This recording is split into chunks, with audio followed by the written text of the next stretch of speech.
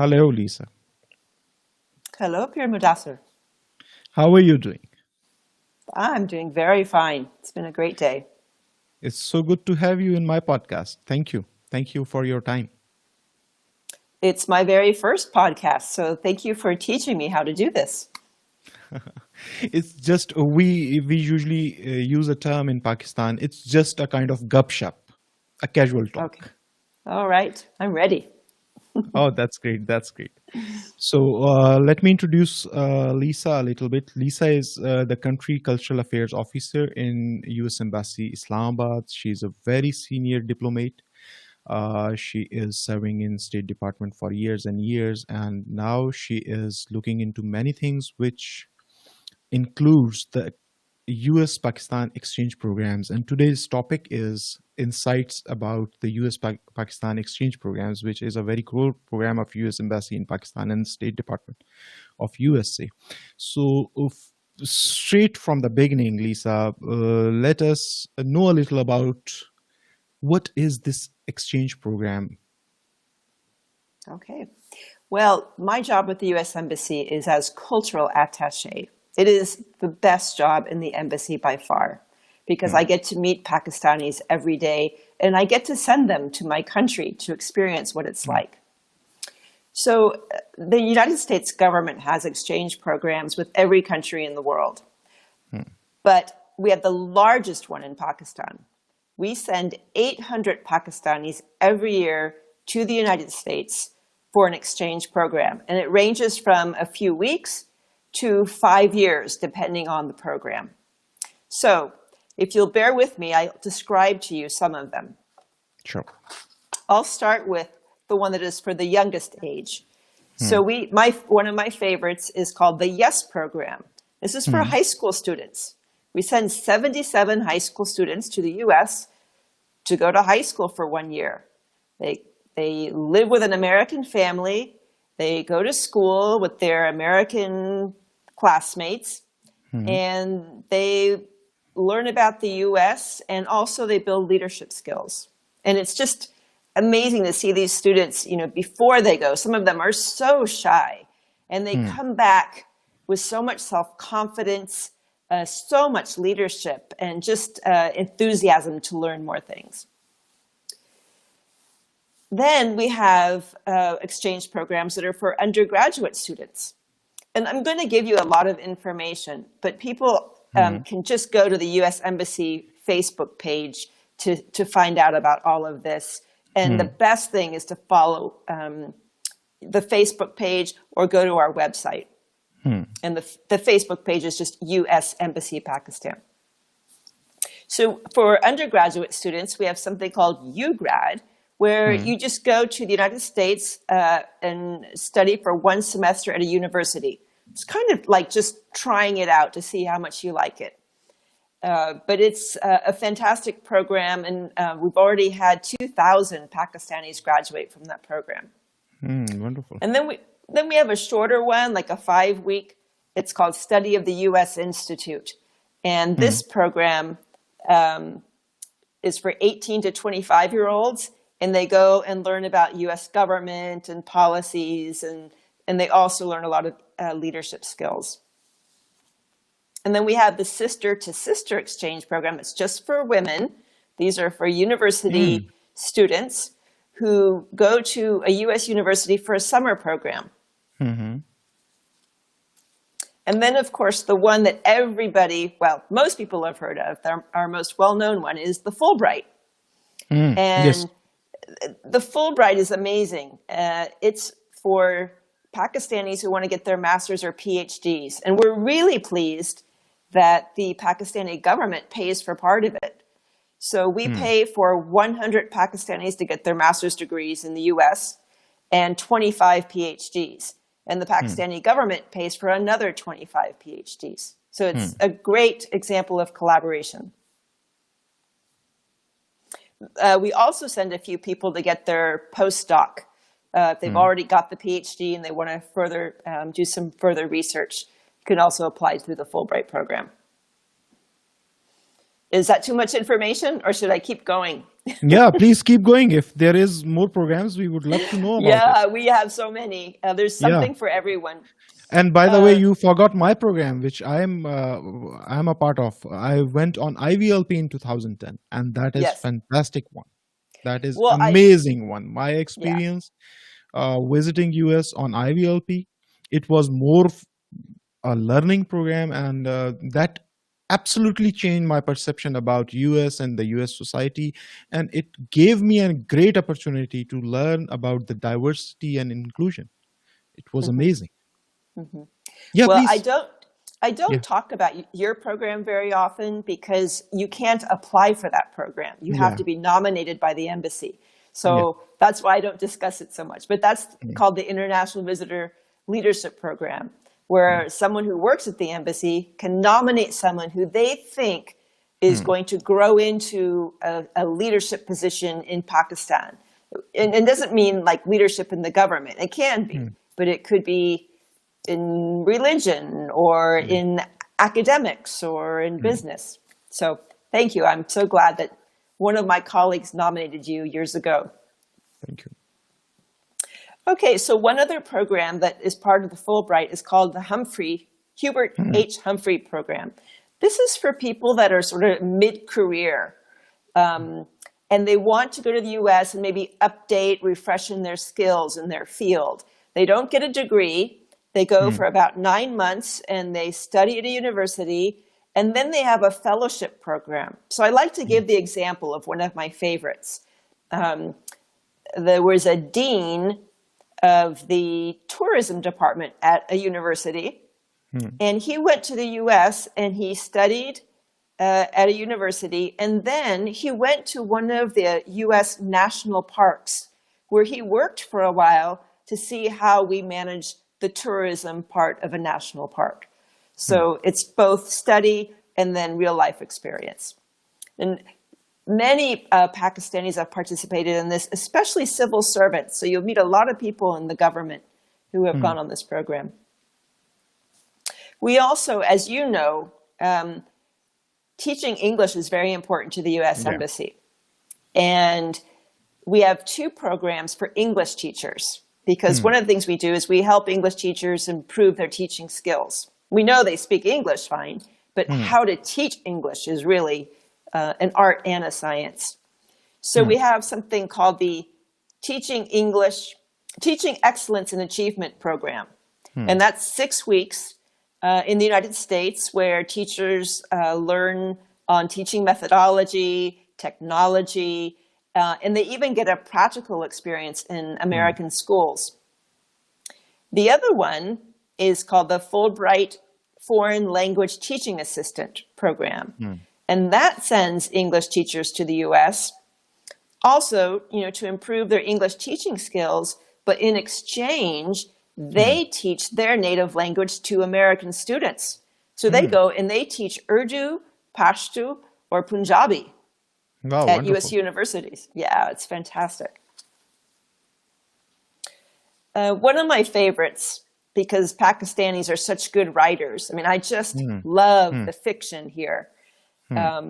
There's one called Between the Lines, and this is where we send high school students who are budding writers to the University of Iowa, which has one of the best creative writing programs in the world.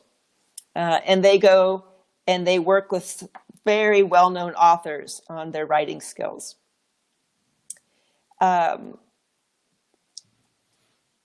Then there's one that is for more established writers, and they also go to the University of Iowa. It's called the International Writing Program. And then we have a couple other programs for professionals, the Professional Fellows Program. There's one on governance and society, and another one on entrepreneurship. That's So great. there's really something for everyone. Yeah. And now it's you have a number of more than 30,000 alumni in Pakistan, right? And I would like Yes. to ask you, what more than 30,000? It's a great contribution in our society. Can you tell us how many Fulbrighters and the graduates are serving the Pakistani society right now? Yeah. Well, just from Fulbright, we have 2,000. Oh, 1,500 who have earned their master's degrees and 500 who have earned their PhDs. And wonderful. you'll know some of them, many of Yeah, your yeah, many, many. listeners. For example, we have 4 federal ministers in the current government who went on exchange programs. The Federal Minister of Interior, Yeah, Ministry of Education, yeah, Foreign Affairs, yeah, Petroleum, and yeah, of course, my good friend, Dr. Qibla Ayaz, who yeah, is the chair of the Council of Islamic Ideology. They yeah. all went on exchange programs to the U.S. Even our former prime minister, Yes. Mm-hmm. Exactly. he was a one member. Yeah. So you'll see, former Fulbright students who are in all sectors of Pakistani society. Maybe you've heard of the filmmaker Shahzad Hamid. Yeah, He's the a famous one. very famous journalist Yeah, and has done some amazing films, like on one called Kasur's Lost Children, Flight of the Falcons. And you've heard of Haya Fatima Iqbal, another yeah, filmmaker. yeah. She actually has won an Oscar and an Emmy Award for her film called A Girl in the River. And you've probably heard of the comedian Shahzad Ghias. He's a well-known comedian and social activist. Those are all Fulbright graduates. Yeah, that's right. That's right. And I would love to talk about a wonderful program which I'm very inspired and I was very touched by that program. I was invited by your implementation partners, I guess, Vision Building. That's NGO in Islamabad. They invited Yes. me to visit their ongoing program in Sweet Home, in Sweet Homes, and that was Access program. What a wonderful job they people are doing, and what an excellent program it was designed for the needy children or children with a very humble background. Of course, Sweet Home, that's an orphanage. And I was so impressed and I was so touched with that program. And it was amazing change in their skills. There was a development in their personalities. There was a shine in them. I felt that shine there. I witnessed that shine there. It was amazing. It was really amazing. Yeah, the Access program is one of my favorites. We Yeah. have it around the world, but one of our biggest programs is here in Pakistan with about 3,000 students. This is for very low-income high school students, but who are very strong academically. And Sweet Home, the interesting thing about Sweet Home is it's run by this NGO, Vision Building Future, which was founded by Access graduates who had Yeah. studied English at the Sir Syed Public School in Rawalpindi. After they graduated, they formed this NGO, and now they're running Yeah. access programs for us, including they're running one at the University of Poonch in Rawalkot, Azuk, Jammu and Kashmir. Yeah. But yeah, the one you mentioned, Pakistan Sweet Home, these are young people who have been through extreme trauma and some who could barely express themselves at the beginning of the program. So, and through Access, you're not learning just English, but you're learning critical thinking, you're learning IT technology, leadership skills, and it really does change lives. These children have done an amazing job. That's right. That's right. That's so true. And okay, out of these access programs, let's talk a little about, as I mentioned you, this is a gupshup, a casual talk. So, Lisa, what are your thoughts about the role of women in a balanced society? Well, I could give you my opinion. Of course, I think that women should have an equal role and have so much potential, and that potential needs to be used throughout society in all sectors. But I think opinions are much stronger when they're backed up by facts and science. So I'd like to share with you that studies have shown a direct link between women's empowerment and global peace and security. Studies have shown that in countries where women are socially and politically marginalized, there's more violent conflict. And if you look at most of the 17 lowest scoring countries in the index for gender discrimination, they've all experienced armed conflict in the last 20 years. So in countries where women are at the table and politically active, you're more likely to have stability and peace. And one of the most fascinating things that's come out of research on peace negotiations is that when women are involved in peace negotiations, they're more likely to raise social issues that help societies reconcile and recover from conflict. The studies also show that when women are meaningfully participating in the peace negotiations, the likelihood that the resulting peace plan will last more than 2 years increases by 20%. And the likelihood that it will last more than 15 years increases by 35%. So considering that more than half of all peace agreements fail in 5 years, just including women in conflict resolution can really save lives and limit the costs of war. So you'll see, throughout all of our exchange programs, we just don't talk about this. We really practice it. And almost half of our Fulbright graduates are women. And we, some of our exchange programs are only for women or for girls. Yeah. So this is wonderful. Out of 2,000 Fulbrighters, there are 1,000 female. There Yes. are 1,000 female, and they are serving the Pakistani society right now. Yes. This is not a small contribution, by the way. This is a Not big at all. contribution. Yeah, it is a big contribution. Some of the examples, for example, the Vice Chancellor of Benazir Bhutto Women's University in Peshawar, Dr. Razia Sultana, she's one of our Fulbright graduates. Or Dr. Bushra Rahim, she got her doctorate degree in public policy at the State University of New York, and now she's the Deputy Director of Home and Tribal Affairs in KP. Wonderful. Wonderful. Yeah, absolutely wonderful. Amazing. It's amazing. Okay, Lisa, tell me one thing. As we Pakistani always think about, and we do claim of it, that our society has cultural values. We are very connected with our norms and cultures.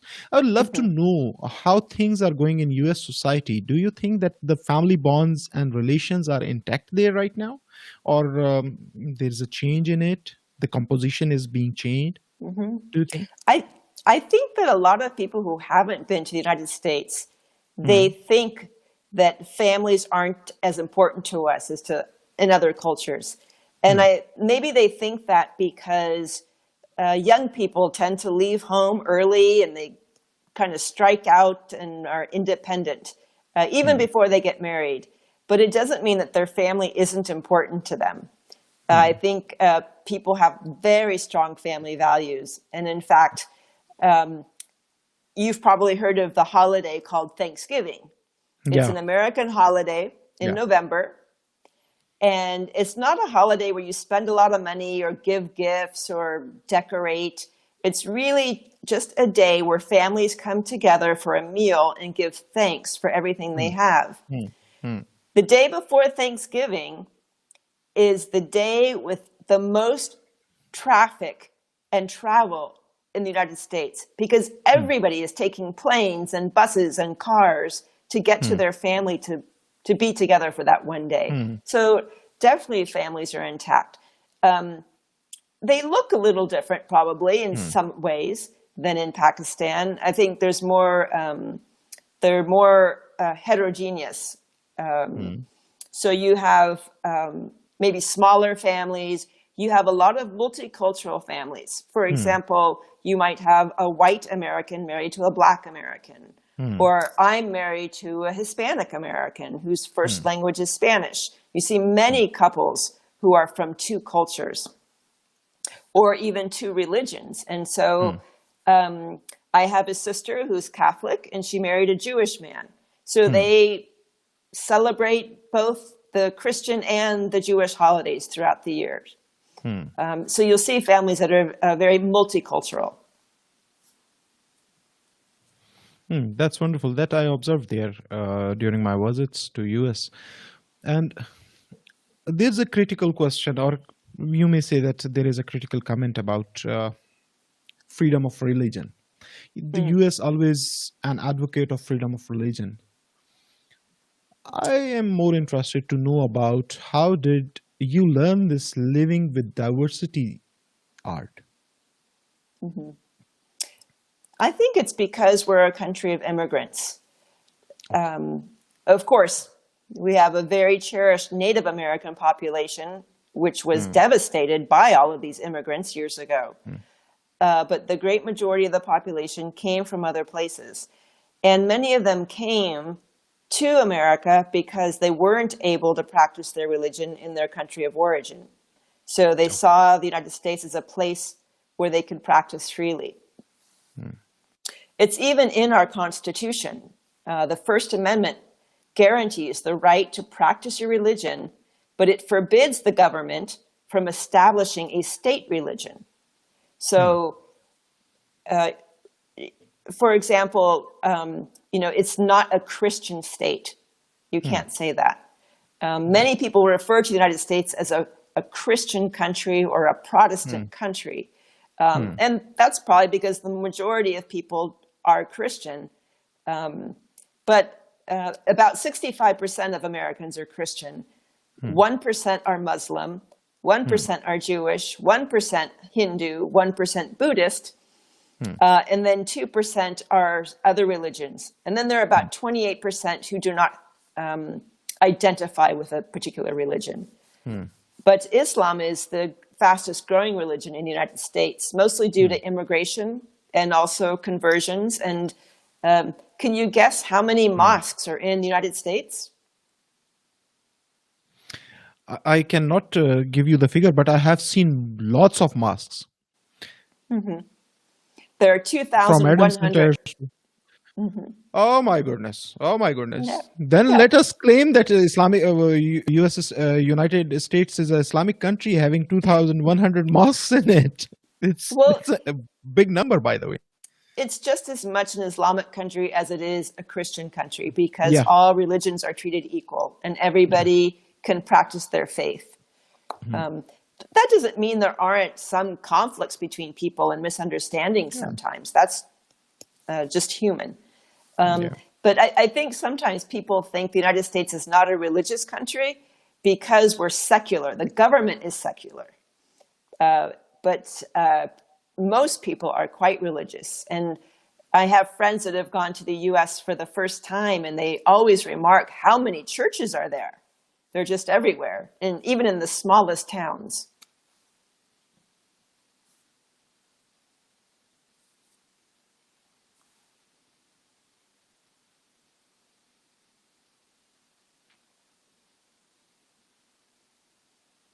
I'm sorry, Pierre Mudassar, it looks like you're frozen, so maybe our internet connection is weak.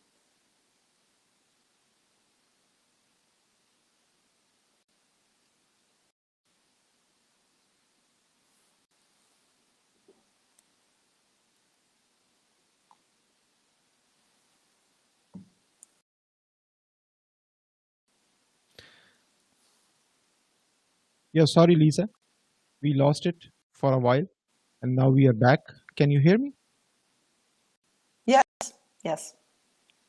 Please carry on with what you were saying. Okay. So the last thing I said was that some people think that the United States is not a religious country, and they're always surprised to see how many churches there are and how many people are going to church. That's right. That's right. And by the way, I found there are so many Sufi shrines there in United States. Do you know that? There is one I wonderful. don't think I've ever been to one. So you've been to a place that I've never been to in my own country. Oh yes, oh yes. There is a wonderful Sufi shrine of Baba Muhyiddin in Philadelphia. Okay. He migrated from Sri Lanka in back in 70s. He is having a great following there, and now there are fellows of Baba Muhyiddin Fellowship, and there's a wonderful shrine in Philadelphia, and there are many Sufi leaders who are having their circles in New York, from New York to uh, Chicago, and many other places. There are so many Sufi centers there. Did you see or note any differences between the Sufi shrine in the US and the ones that are here in Pakistan? Yeah, a lot, a lot. I guess it was just the difference of cultures. You remind me a wonderful story about that Sufi shrine. We were sitting outside of the Baba Muhyiddin shrine with the caretaker of that shrine, and we were having some discussion. And meanwhile, a person came from fellowship, and he said, there are people shouting inside the shrine, and there are other people who are meditating. They are being disturbed by that that Mm, noise. So we quickly got up and we went to see what is going on and how to tackle the situation. And we saw there was a Pakistani and Indian group of people, and they were chanting with the Sufi slogans, and that they were dancing, and there was noise because of them. And there were few Turkish Sufis sitting inside in a corner, and they were meditating, and they were really like they were somehow scared or somehow very disturbed with that noise mm, around them. So mm. the cultural difference is there, but it is Okay. wonderful. It is wonderful. The diversity in USA is admiring, and the good thing which I saw there, and I was wondering to ask you about that, the skill or the understanding to agree to disagree. That is something which is there in your society, and we like to see that in our society too. That is something which very I am inspired by that. The skill of agree or the understanding of agree to disagree. Mhm, mhm. Yeah, I think learning critical thinking is very important, and learning to Yeah. listen to someone else and not always assume that you're right and that you know Mm, everything. It really enables you to broaden your mind and your horizons.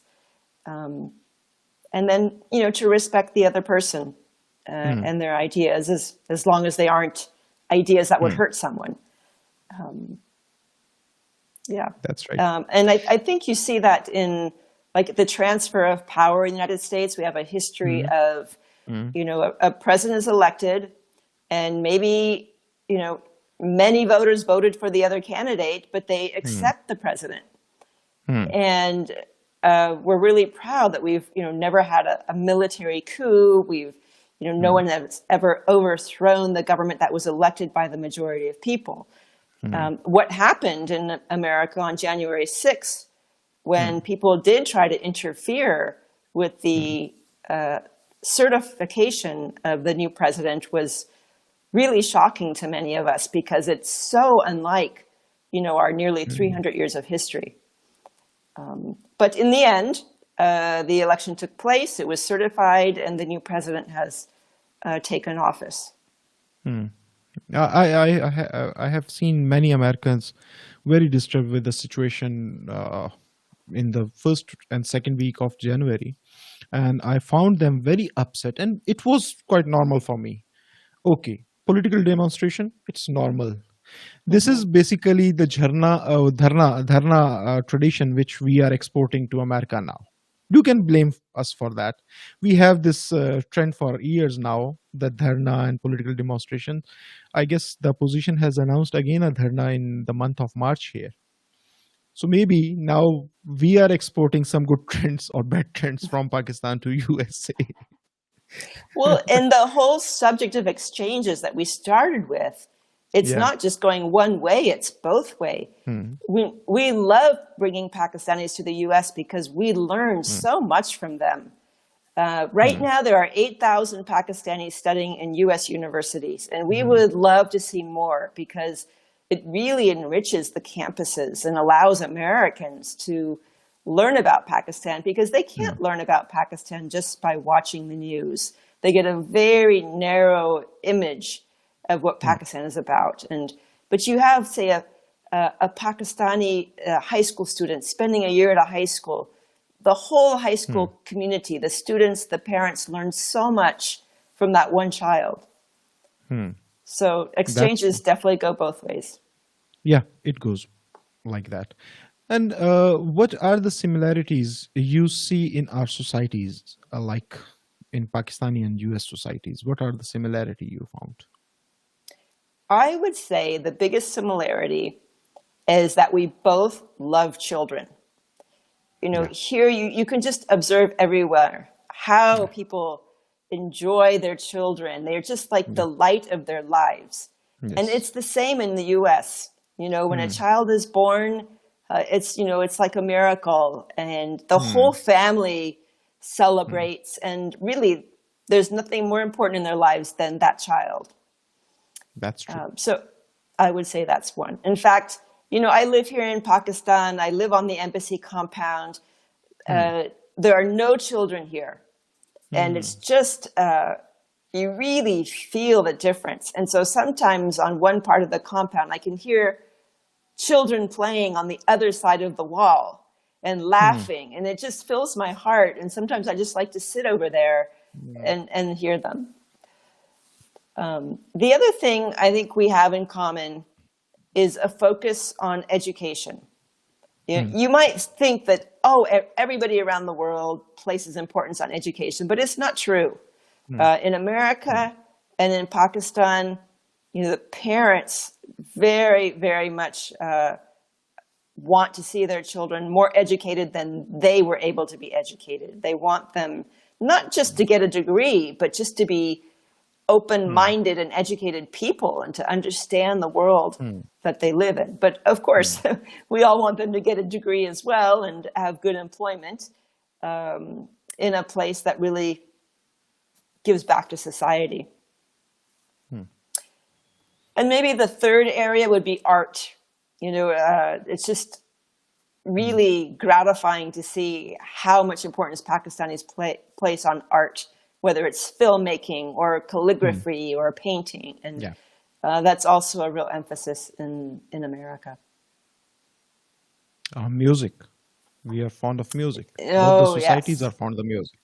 Yes. And the colors of the culture and heritage. We share that too. We love it. Exactly. Is there anything else that you learned during your exchange? Something that you didn't realize about America that you discovered when you went there? The freedom of expression, the freedom of thought, the freedom of choice. The freedom is there. So for me, when I went there, it was my first time to experience the freedom. And the second thing which I love, Go ahead. And the second thing which I saw that Americans, they are just amazing with they're very straight dealing people. They don't like, there was no use of his excellency, her excellency kind of things. They deal straightly and they are straightforward people. They like to listen things in a blunt way, and they bluntly reply on it. This is one. Very direct. This is one. Very direct. Yeah, they are very direct. Very direct. Well, I think that's something that I've learned from Pakistan. Our friend Dr. Nancy is saying,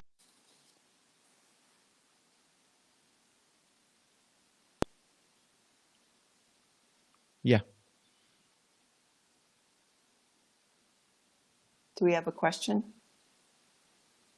No, it was a comment from our friend Dr. Nancy. She was appreciating that this is a very excellent and interesting interview. She is enjoying the interview. Oh, good. Good. Yeah. You know, I think something I've learned from Pakistani culture, though, is to not be so direct.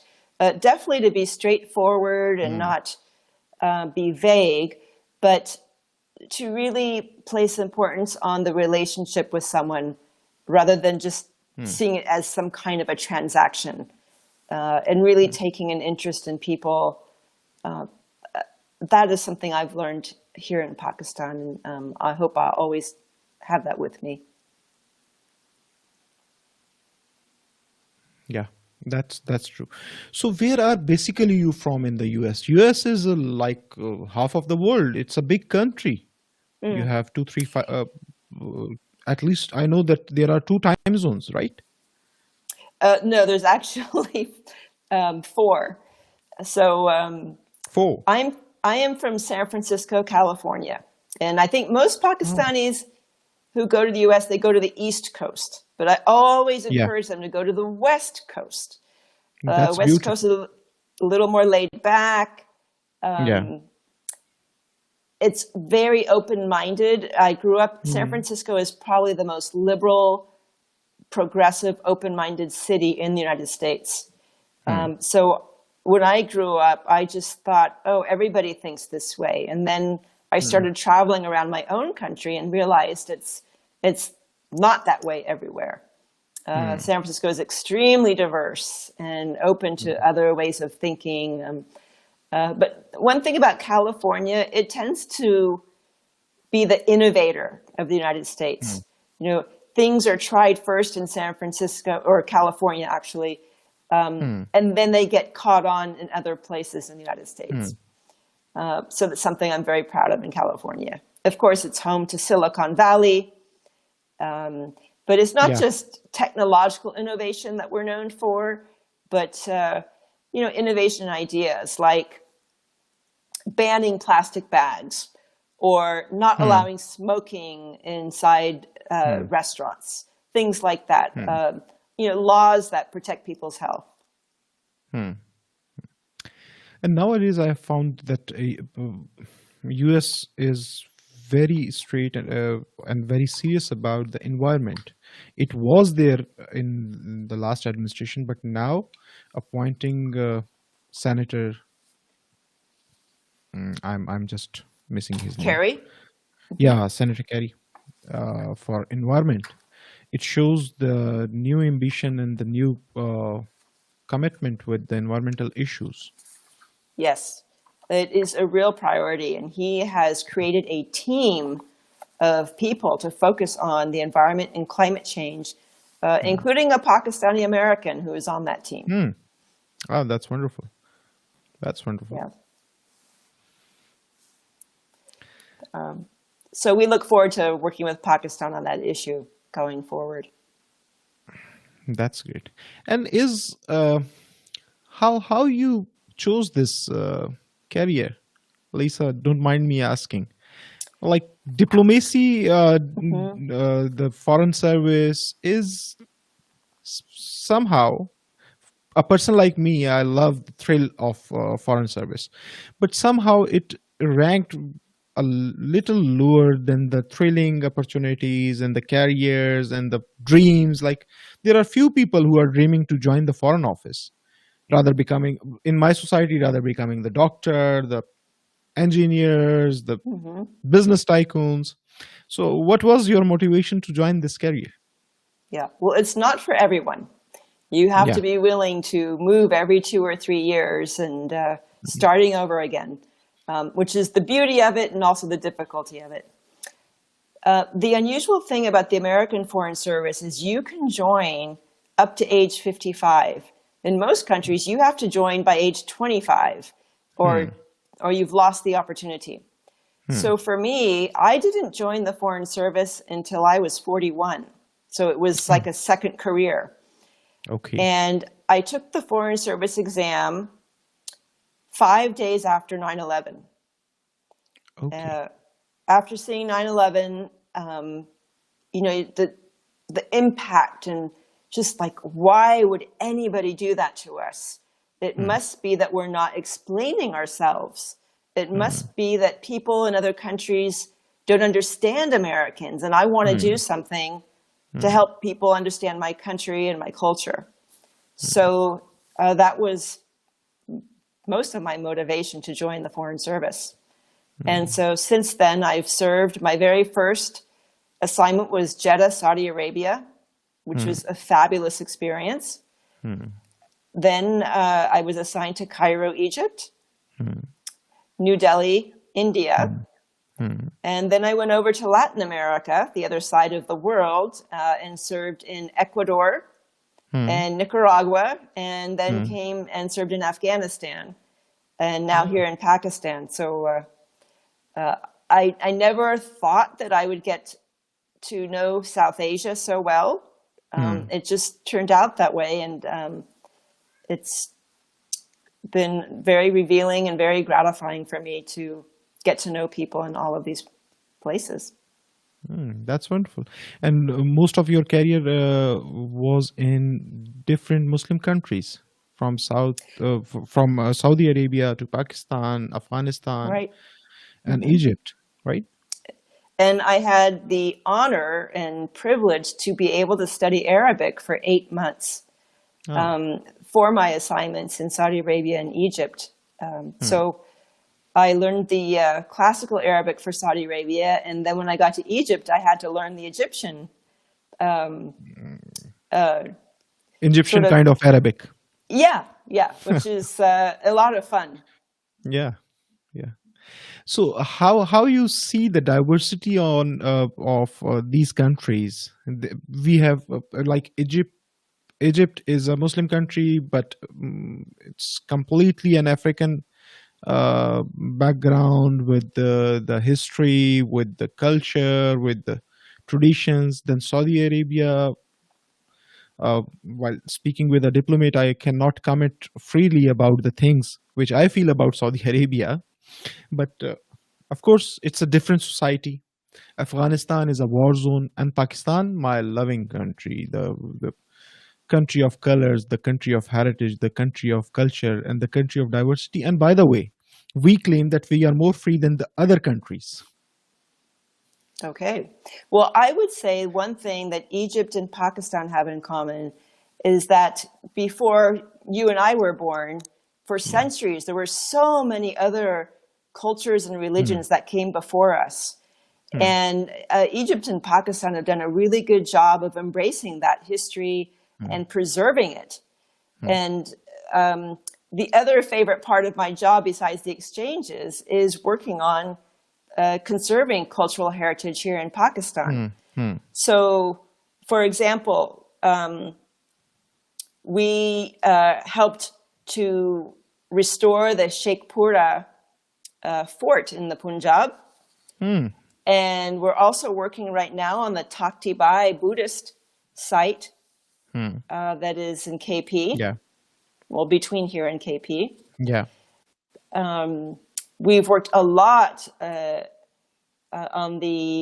Lahore, especially in the Wazir Khan Mosque. We've had several programs there. And, the Alamagiri Gate in Lahore, the Gur Khatri in Peshawar. We've worked on many, like the Mohabbat Khan Mosque in Peshawar. Yeah. And there was also Taxila. Yeah. And by the way, there was a project, I guess it was done by the Ambassadors Fund in Uch Sharif in south of Punjab. That was a restoration of shrine. And we have 28 programs we've worked on just in the last 20 years. And that's really gratifying because it's to know that you're helping to restore something that's going to live on for many more years that people can learn from. It's also a lot of fun, and they're just so beautiful. So you love your job, right? Oh, yes. I love my job. The worst part about it is leaving a country. And I actually leave Pakistan in 4 months, and I'm already just feeling that horrible feeling when you're having to pull up roots and say goodbye. And but what I want to do is come back to Pakistan as a tourist, because as a diplomat, I have many restrictions. But I want to come back as a tourist and go to Hunza and go to Swat or go to Lahore and see all these amazing places. And Quito, of course. It's a wonderful place. It's a wonderful place. You would love the taste there. You will love the people there. The shopping marts, the malls, the site. It's wonderful. Multan. Oh, yes. I have to go to Multan. And trust me, if you visit the mountainous areas of Balochistan, you will just forget about the Yellowstone Park of America. You will fall in the Okay. comparison. Okay, I enjoyed there a lot, or I am enjoying here a lot. So you will be Hmm. confused. These Pakistan is full of the beauties, and you should come again as a tourist, and you should visit the beauty and the cultural diversity of Pakistan freely. Inshallah. And hopefully by then we will be rid of this pandemic Yeah, and we can all enjoy our lives as we yeah, used to. yeah. It was a great loss. The pandemic. It was given us a great loss. Every country, every society has gone through lots of deaths, and Hmm. I'm wondering just on about that. Still, people are thinking and they are behaving and not taking it seriously. I always request, and right now I am requesting our viewers, our listeners again, that pandemic is a serious threat to your lives. Please follow the social distancing rules.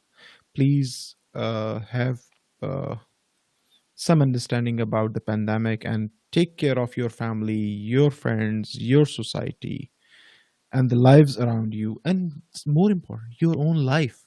That is very Hmm. precious. So everyone should take care.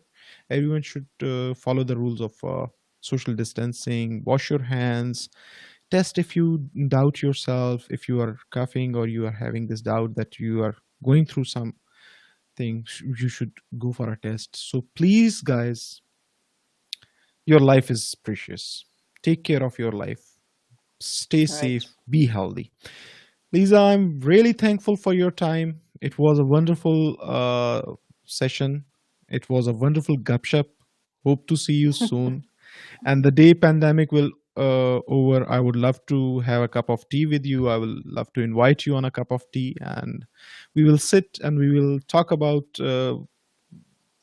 more about our country, cultures, and many things. Inshallah. That would be a Inshallah. wonderful day. Thank you, Thank you, Pir Lisa, Mudassir. for being with us. Thanks a